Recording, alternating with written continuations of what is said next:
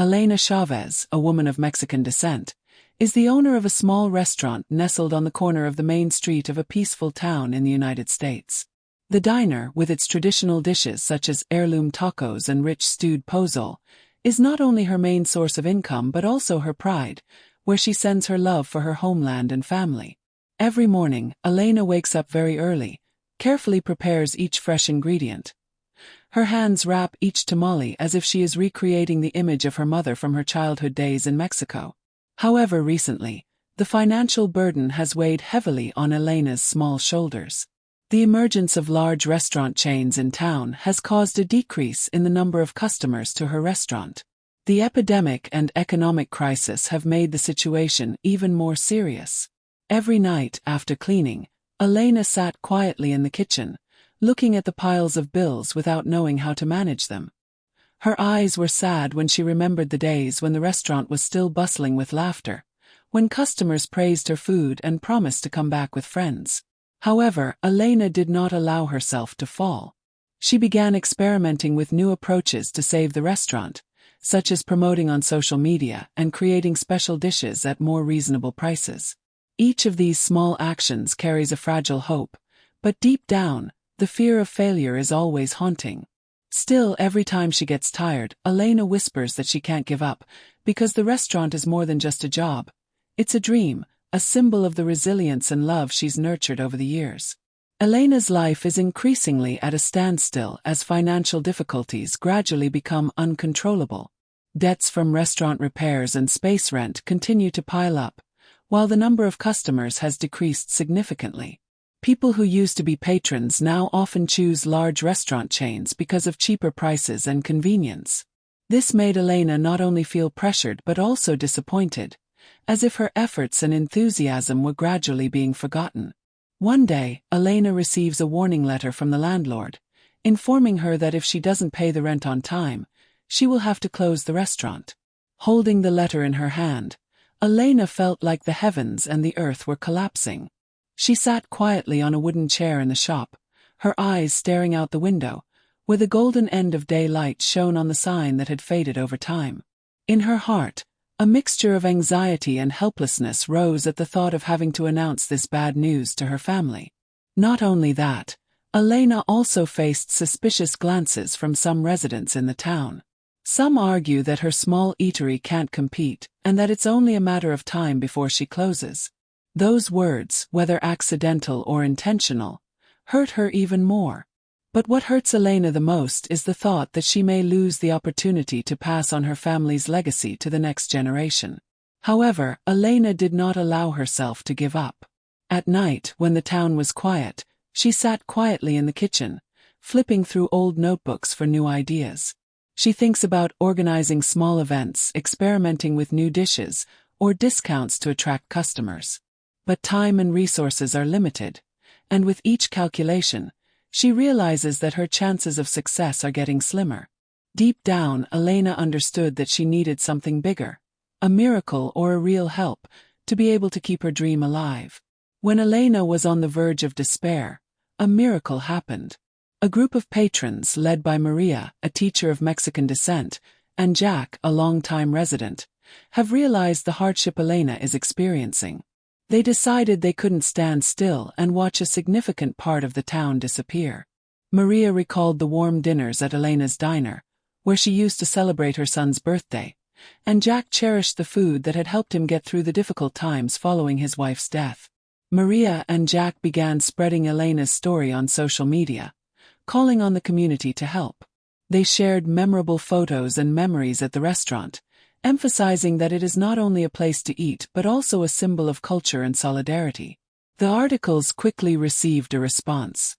From Mexican immigrants who feel attached to their heritage to longtime residents who want to protect the town's identity, people are starting to take action. The community held a small fundraiser, including a live music performance at Elena's bar, where local artists performed together. They also host a Mexican Culture Day, where Elena teaches how to make traditional dishes, from wrapping tamales to cooking pozole. These events not only help Elena's eatery attract more customers, but also create a space for everyone in the town to connect with each other. In addition, Some people also volunteer to support the restaurant in different ways. Ethan, a local youth, helps repair the shop's old sign, while Maggie, the owner of a nearby florist, contributes fresh flower beds to decorate the space. Each of these small actions, when put together, becomes a powerful wave of support. Elena felt surprised and touched by everyone's feelings. For the first time in months, she felt she was no longer alone.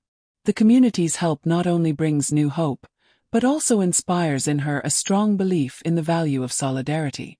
With each customer who enters the restaurant, Elena has a bright smile, her heart full of gratitude and determination.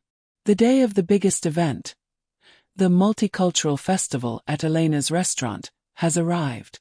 The whole town seems to flock to the corner of the small street, where the eatery is brightly decorated with lanterns, colorful banners and tables displaying Mexican specialties.